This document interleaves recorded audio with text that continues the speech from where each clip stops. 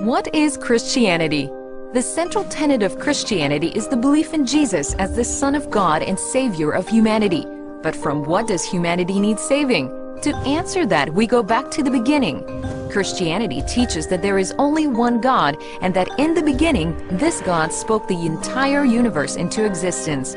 On earth, God creates two people, a man and a woman, named Adam and Eve. They are to tend the garden in which they live, and they are free to eat from any tree except the tree of knowledge of good and evil. Sometime later, Eve is tempted by Satan and eats from this tree. Then Adam eats from it too. It's at this point that the two become aware and understand good and evil, evidenced by a new shame of their nakedness.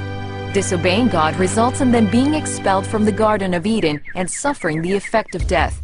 Many generations after Adam, God chooses a man named Abraham to make into a great nation, a nation that will one day birth a Messiah to release mankind from the bondage of sin and death. Our modern calendar splits time at the approximate date of the birth of Jesus, who Christians believe is the promised Messiah. According to the New Testament, Jesus is born to a virgin named Mary, lives a sinless life, and then willingly sacrifices himself as the substitutionary atonement for the sins of mankind. The word atonement is used to describe an act that pays for or erases one's sins and transgressions. 3 days later, Jesus defeats death by resurrecting from the dead to open heaven to those who believe in him and trust him for the forgiveness of their sins.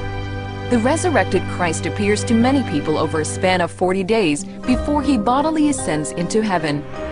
From there, he rules and reigns with God the Father and sends the Holy Spirit to teach his followers.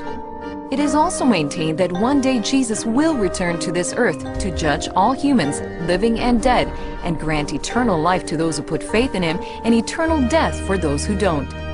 Christians call the message of Jesus Christ the gospel, meaning the good news.